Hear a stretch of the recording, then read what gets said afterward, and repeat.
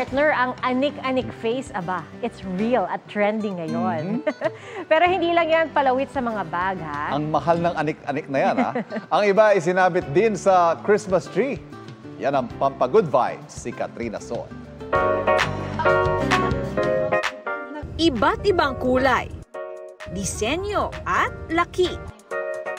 May mukhang cute na monster, hayop, o umiiyak na cartoon character.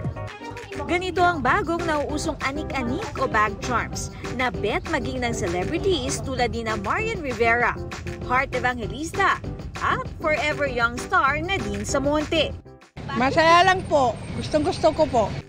Pangkuan lang ba sa bag ba? Yun parang maganda tingnan ba? Para may style. Feeling young. Although senior na tayo. So, happy lang. Happy life. Enjoy. Si Lorien Sawi, bukod sa pagbebenta, naengganyo na rin mangolekta. Sobrang nahihil po yung inner child ko talaga na okay, nabigyan ako ng pagkakataon na magkaroon ng ganito. Pero hindi na lang sa bag niya yan sinabit, kundi pati sa kanilang Christmas tree. Kasi nung bata po ako, ayan, alam niya na tatay, na talagang wala po kaming sariling Christmas tree sa bahay. Improvise lang po, like yung food color, kakanawin po siya sa tubig, tapos ilalagay dun sa pahabang plastic po. Tapos yun po yung ihahang namin sa totoong halaman po. Kaya ngayon po na we were able to put this kind of Christmas tree talaga, sobrang nabibless po talaga kami. Pero paalala niya sa mga gustong magsimula ng koleksyon.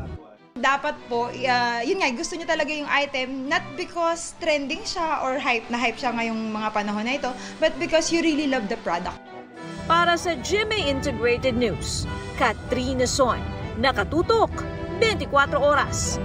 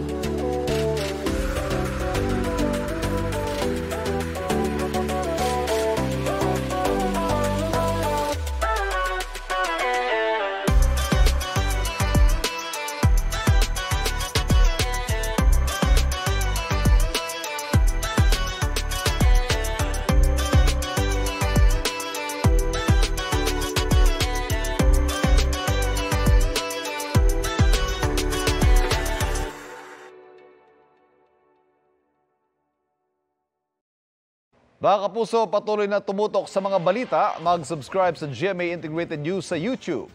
Sa mga kapuso abroad, samahan niyo kami sa GMA Pinoy TV at www.gmanews.tv.